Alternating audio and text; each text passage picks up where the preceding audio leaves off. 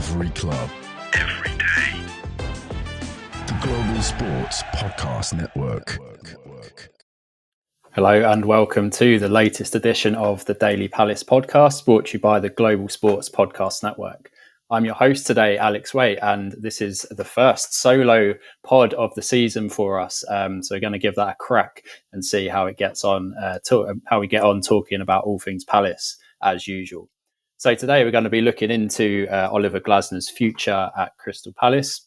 Some fresh rumours have come out from Steve Parrish and the Eagles hierarchy about Oliver Glasner's future.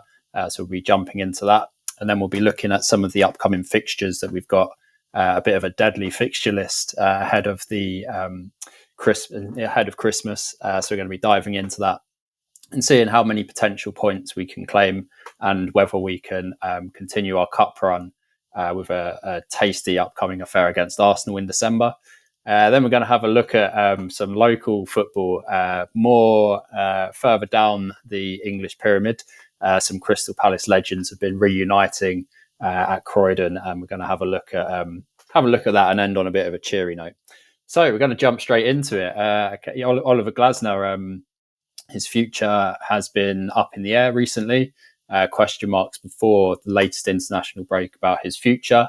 However, he got some strong results against Aston Villa away, Wolves away, Tottenham at home, before we finished with a bit of a drab 2-0 defeat at home against Fulham.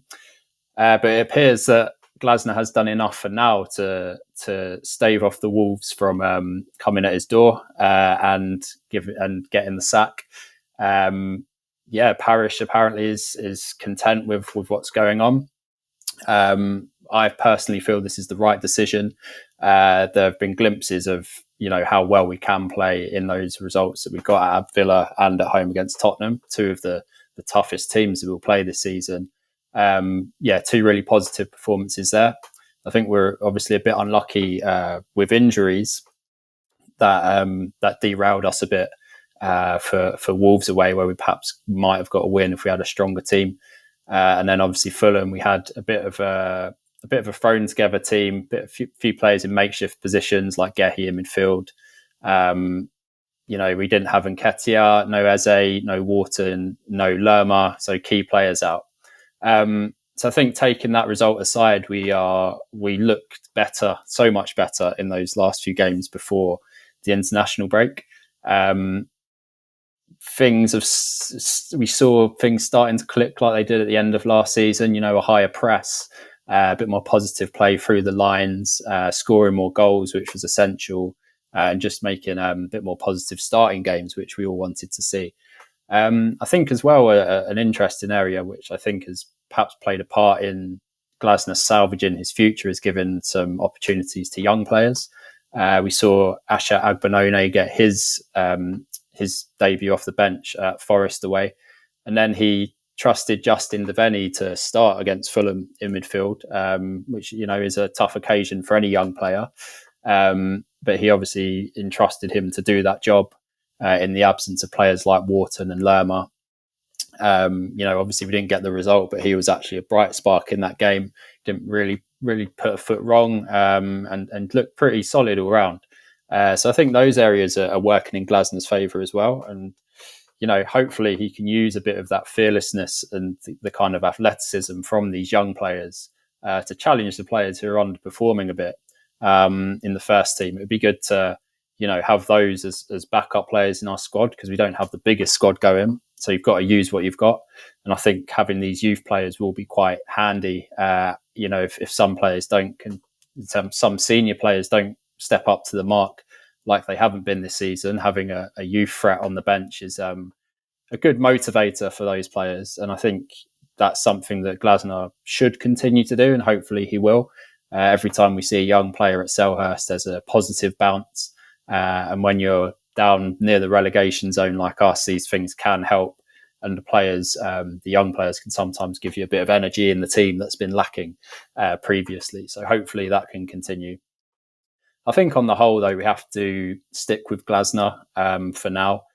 There are rumours swirling around about David Moyes and Ruud van Nistelrooy as well. And I think these things are always going to come up when you're down there in the relegation zone.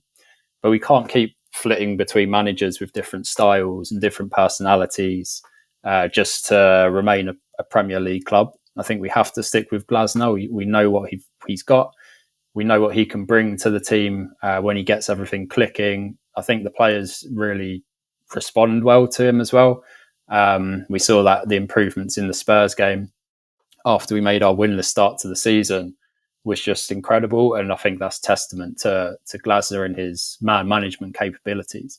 So he's obviously got enough there to keep going at Palace. And it's something that I would love to see. I'd just love to see him continue and us together go up on an upward trajectory. It would just be, much more positive, I think, than bringing in a Moyes or a new manager with different ideas. And I think the players need that stability at this point as well. I don't think you get out of relegation danger always by changing the manager. And the players know Glasner now; they know him well enough, and hopefully, some of these young players as well know him enough now to respond to his style. And hopefully we can develop a bit of a philosophy around the club long term, rather than changing to these managers with perhaps outdated ideas and more defensive football, which I think we've seen enough of at Selhurst Park over the last few years. So we're going to take a quick ad break there, and then we're going to be looking at some of the upcoming fixtures that Glasner has to manage to try and keep Parrish and the board happy. So stick around. Here at Global Sports Podcast Network, we spent a lot of time selecting our delivery platform. Zencastr came out the clear winner. With 4K video recording from your phone and AI editing that automatically removes all those ums and ahs, it's super easy to start a podcast that sounds great and is delivered efficiently. If you're ready to tell your story, check out the link in the show description to learn more about Zencastr. Hello and welcome back to the Daily Palace podcast. I'm your host today, Alex Waite. We're just talking about Oliver Glasner's future and some signs coming out of the club that he's going to be remaining in his position for the time being, that is. But having a look at our fixture list coming up, it's going to be a challenging time for him. There is the old saying that there's no easy games in the Premier League, and there are certainly not for Palace coming up in the next few weeks. So before Christmas, we have 7 fixtures. Some of them look very daunting. Others you would perhaps target where you're in our position for maximum points. And as a fan, you want to be wanting nothing less from that. So the 7 games are, we start with Villa away this Saturday, Newcastle at home, and we've got Ipswich away, City at home, Brighton away, then an Arsenal double header, one away at the Emirates in the EFL Cup, and then we've got Arsenal at home just before Christmas on the 21st of December in the Premier League. So there are some real tough games in there that you wouldn't want to face at any time of the season, let alone if you're just inside the relegation zone and looking for points. However, things always all kick off again on Saturday as we make the trip up to Villa Park.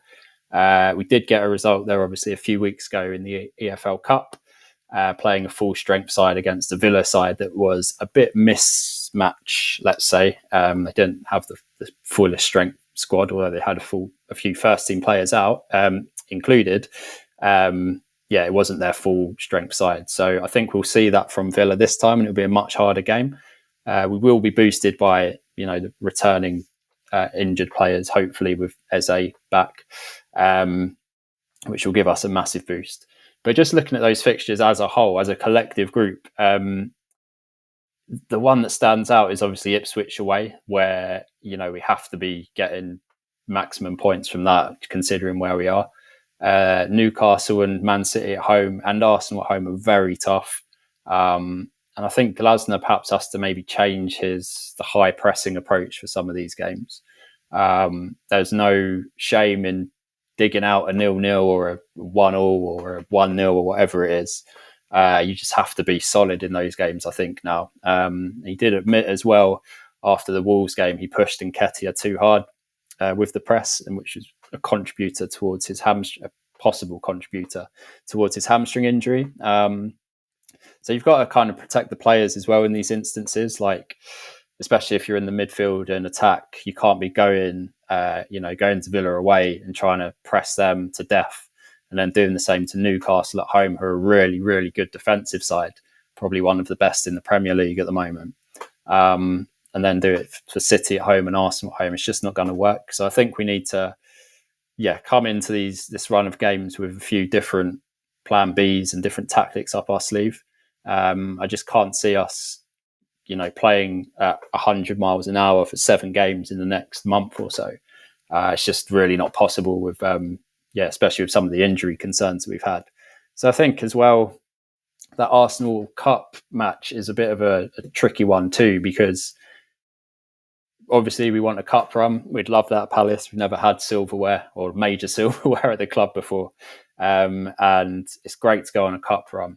But I just think looking at the games surrounding that and where we are in the league table, I think we've got to protect the players there and just, give everything for the league at this point. If we were in a better league position, you might argue that it would be a good game to throw our all at. Maybe Arsenal aren't going to put a full strength side out either, considering they're in the Champions League and have 2 games a week, more or less. But something has to give where we are, and I think that game is the one where you'd say, all right, let's rest a few players. Maybe gives a great experience to some of the young players. Making a debut at the Emirates would be an excellent way to kickstart your Palace career. And then you rest players like Eze and Mateta, and you don't play them for 90 minutes where they're harrying the opposition and trying to snatch something. So that is a game that I would perhaps concede, where we say we're not going to give that everything.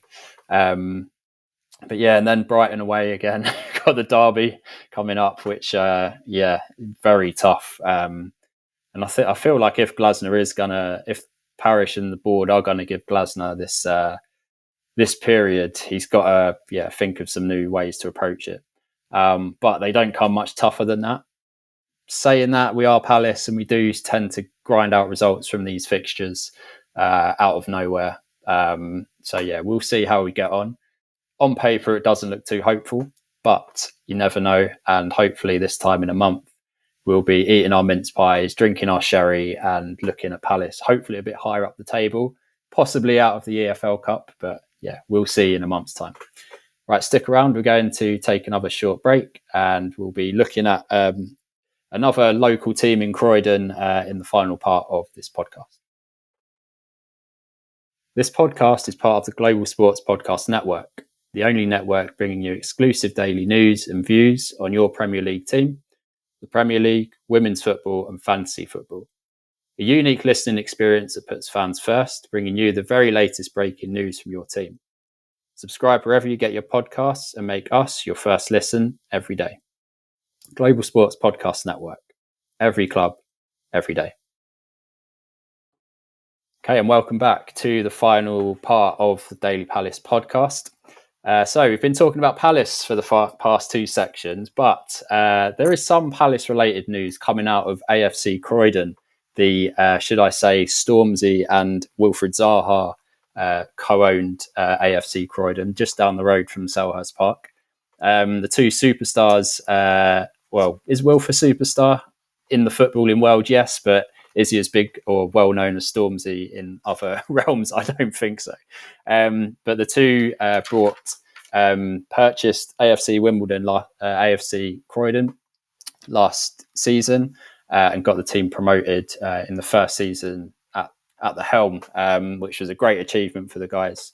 And the news today has come out that Keith Millen, the former Palace caretaker manager and assistant manager to the likes of Alan Pardew, Tony Pulis and Neil Warnock, has taken full charge of AFC Croydon for this season, which is for them a massive coup. He's a hugely experienced manager.